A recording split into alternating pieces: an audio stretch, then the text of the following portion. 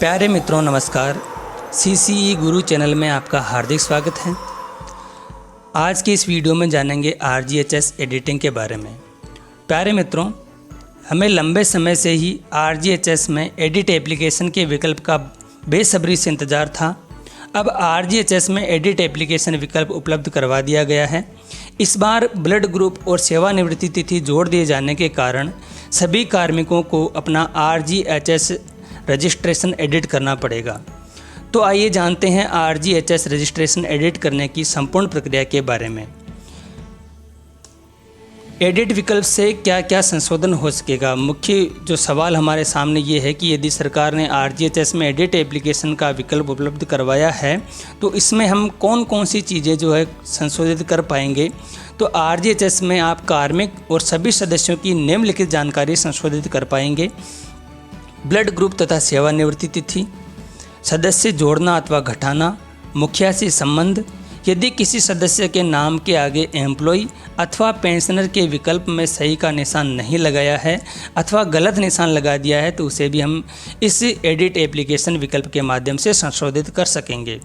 आइए शुरू करते हैं। सबसे पहले हमें SSO में जाना होगा। अपनी एम्प्लॉय ID, पासवर्ड और कैप्चा भर करके हम लॉगिन करेंगे। लॉगिन करने के बाद में इस प्रकार से स्क्रीन आएगी। इसमें हम RGHS को सर्च करके उस पर क्लिक करेंगे। क्लिक करने के बाद में राजस्थान गवर्नमेंट हेल्थ स्कीम का होम पेज हमारे सामने खुल जाएगा और यहाँ पर जो मैसेज पॉपअप हुआ है उसमें हम क्रॉस के निशान पर क्लिक कर देंगे।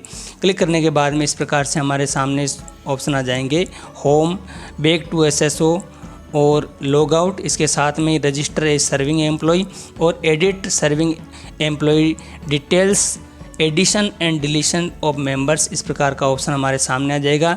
यदि पेंशनर के ID से हमने खोला है तो यहाँ पर जो है एडिट पेंशनर डिटेल्स का ऑप्शन सामने आ जाएगा। हमें अपने आवेदन में संशोधन करने के लिए इस विकल्प का इस्तेमाल करना पड़ेगा। इस पर हम यहाँ पर क्लिक कर देंगे। क्लिक करने के बाद में सबसे पहले एम्प्लॉय की डिटेल्स उभर करके आएगी। यदि हमने पेंशनर से लॉगिन किया है तो पेंशनर डिटेल्स यहाँ पर शुरू होगी, जिसमें सबसे पहले जो है एम्प्लॉय अथवा पेंशनर का नाम, उसकी कैटेगरी और उसकी एम्प्लॉय ID अथवा PPO नंबर यहाँ पर दिखाई देंगे। इसके बाद में जो है define family with respect to the selected government employ, यहाँ पर जो है कार्मिक अथवा पेंशनर के संबंध में उसके परिवार का विवरण यहाँ पर दर्शाया हुआ होगा। इसमें सभी सदस्यों के नाम, उनके संबंध, लिंग, government employ, pensioner, specially abled, age, marital status, income, blood group, date of superannuation यानी कि सेवानिवृत्ति तिथि आदि कॉलम यहाँ पर हैं। क्योंकि अब जो है इसमें ब्लड ग्रुप और सेवानिवृत्ति तिथि का जो ऑप्शन है यहाँ पर जोड़ दिया गया है, इसलिए हमें सबसे पहले तो है कार्मिक अथवा पेंशनर की जो डिटेल है उसी को एडिट करना होगा। इसके लिए हम सबसे पहले ब्लड ग्रुप को सिलेक्ट करेंगे। यहाँ पर क्लिक करते ही 8 ऑप्शन उभर करके आ जाएंगे। A positive, B positive, AB positive, O positive, A negative, B negative, AB negative और O नेगेटिव। इसमें से जो भी कार्मिक का ब्लड ग्रुप है उस ब्लड ग्रुप के ऊपर अपन क्लिक कर देंगे तो वो ब्लड ग्रुप सिलेक्ट हो जाएगा। इसके बाद में जो दूसरा संशोधन हमें कार्मिक के संबंध में करना है वो है डेट ऑफ सुपर एन्युएशन यानी कि जो सेवानिवृत्ति की तिथि जो है हमें यहाँ पर भरनी है। दोस्तों, यहाँ पर सावधानी वाली बात ये है कि अगर कार्मिक की जन्मतिथि 1 तारीख हो तो उसकी सेवानिवृत्ति तिथि उसके जन्म के माह से पिछले माह की अंतिम तिथि होती है, और यदि कार्मिक की जन्मतिथि 2 तारीख अथवा उसके बाद की हो तो उसकी सेवानिवृत्ति तिथि उसके जन्म के माह की अंतिम तारीख होती है। जैसे उदाहरण के तौर पर हम देखें तो 1 जनवरी 1970 को जिस व्यक्ति का जन्म हुआ था उस कार्मिक की सेवानिवृत्ति तिथि 31 दिसंबर 2029 होगी, जबकि 2 जनवरी 1970 को जन्म लेने वाले कार्मिक की सेवानिवृत्ति 31 जनवरी 2030 होगी। आगे बढ़ते हैं। अब हम यहाँ पर जो है फैमिली मेंबर्स की डिटेल्स को एडिट करने के बारे में जानेंगे। सबसे पहले है इस गवर्नमेंट एम्प्लॉय। यदि हम सदस्य गवर्नमेंट एम्प्लॉय था और हम उसको जो है गवर्नमेंट एम्प्लॉय दर्शाना भूल गए थे तो हम उसके नाम के आगे जो यहाँ पर इस गवर्नमेंट एम्प्लॉय ऑप्शन है इस पर हम क्लिक कर देंगे। क्लिक करने के बाद में इस प्रकार से एक विंडो खुल जाएगी। इसमें हमें please select the category of employ and provide employ ID. हमें जो एम्प्लॉय की जो कैटेगरी है, श्रेणी है, उसका चुनाव करना है कि क्या कार्मिक 1/1/2004 से पहले का कार्मिक है या उसके बाद का कार्मिक है। इस प्रकार से हमें उसकी कैटेगरी का चुनाव करना है। और उसके बाद में यहाँ पर जो एम्प्लॉय आईडी का जो बॉक्स दिया हुआ है उसमें जो संबंधित सदस्य जो कार्मिक है उसकी एम्प्लॉय आईडी हम यहाँ पर भरेंगे। भरने के बाद में जो है वेरीफाई बटन पर क्लिक करके उस सदस्य की जो कार्मिक है उसकी डिटेल हम यहाँ पर वेरीफाई कर देंगे। इसके बाद में क्लोज ऑप्शन पर हम क्लिक करके इस विंडो को क्लोज कर देंगे। अब यदि हमारे घर का सदस्य पेंशनर है और हम उसको पेंशनर करना भूल गए थे या गलती से उसे गवर्नमेंट एम्प्लॉय दर्शा दिया था, या अब वो जो कार्मिक था वो अब सेवानिवृत्त हो चुका है, तो उसकी हम डिटेल यहाँ पर जो है इस गवर्नमेंट एम्प्लॉय को अनचेक करके इस पेंशनर पर हम यहाँ पर चेक कर देंगे। यहाँ पर क्लिक करने के बाद में एक विंडो पॉपअप होगी।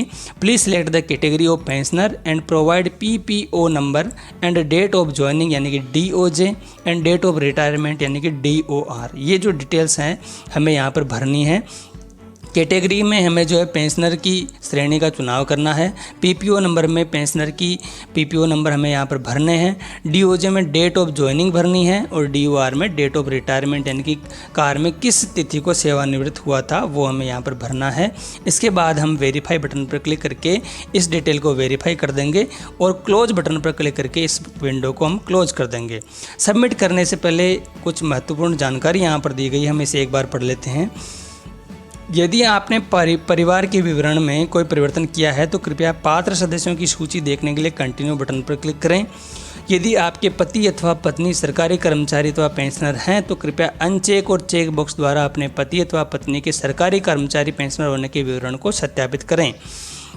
अब हमने जो भी संशोधन किया है उसको सत्यापित करने के लिए हम जो है यहाँ पर जो कंटिन्यू बटन दिया हुआ है इस बटन पर क्लिक करेंगे। क्लिक करने के बाद में फिर से जो है नीचे एक एक्सटेंड हो जाएगा menu, RGHS card family eligible member of RGHS यानी कि राजस्थान गवर्नमेंट हेल्थ स्कीम में किन किन सदस्यों को शामिल कर किया गया है आपके जनाधार में से, उनकी जो डिटेल्स हैं यहाँ पर शो हो जाएगी। अब यहाँ पर नीचे जो है एक एक्नॉलेजमेंट लाइन दी हुई है कि I consent to use my Jan Aadhaar ID and declare that the above information submitted to the best of my knowledge यानी कि मेरी जानकारी के अनुसार ऊपर दिए गए सभी तथ्य सत्य हैं और मैं इसे अपनी जनाधार ID के माध्यम से जो है अप्रूव करता हूँ। यहाँ पर जो चेक बॉक्स दिया हुआ है इस पर हम क्लिक कर देंगे। क्लिक करते ही इसके नीचे जो है एक नया ऑप्शन दिखाई देने लग जाएगा, सबमिट। अब हमें सबमिट पर क्लिक कर देना है ताकि जो है इसे हम एडिट एप्लीकेशन को सबमिट कर सकें। इस पर क्लिक करते ही इस प्रकार से नया मैसेज पॉपअप हो जाएगा, are you sure you want to submit, क्या आप सबमिट करना चाहते हैं, ये हमें पूछ रहा है। तो हमें यहाँ पर जो है येस पर क्लिक कर देना है। येस पर क्लिक करते ही एक नया मैसेज आ जाएगा, you have successfully edited registration details यानी कि आपने रजिस्ट्रेशन की डिटेल को सफलतापूर्वक एडिट कर लिया है। Facility of downloading of e card will be commencing soon यानी कि ई कार्ड डाउनलोड करने की जो सुविधा है शीघ्र ही उपलब्ध होगी। अब हमें यहाँ पर क्लोज बटन पर क्लिक कर देना है। क्लोज बटन पर क्लिक करते हैं हम पुनः जो है अपने होम पेज यानी कि राजस्थान गवर्नमेंट हेल्थ स्कीम के होम पेज पर आ जाएंगे। यहाँ पर हम पुनः इस क्लोज बटन पर क्लिक करके अपना जो कार्य संपादित कर सकते हैं।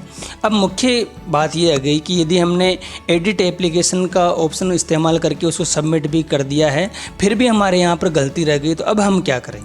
तो दोस्तों ऐसी स्थिति में जब आपके RGHS को एडिट करके आपने सबमिट कर दिया है फिर भी कोई गलती रह गई है तब भी आपको बिल्कुल भी घबराने की ज़रूरत नहीं है, आप इसे दोबारा एडिट कर सकते हैं। ध्यान दीजिए दोस्तों, आप इसे जितनी बार चाहें उतनी बार RGHS एप्लीकेशन को एडिट कर सकते हैं, इसलिए आपको बिल्कुल भी घबराने की ज़रूरत नहीं है। आप पुनः जो भी संशोधन रह गया उसे संशोधित कर सकते हैं। और ई कार्ड डाउनलोड करने का वीडियो भी बहुत जल्दी हम उपलब्ध करवाएंगे, तो जुड़े रहिए हमारे साथ। यदि आपको किसी भी प्रकार की समस्या आ रही है तो कमेंट बॉक्स में उसे ज़रूर लिखें। हमारे वीडियो को लाइक, कमेंट, शेयर और सब्सक्राइब भी करते रहिए। धन्यवाद। आपका दिन मंगलमय हो।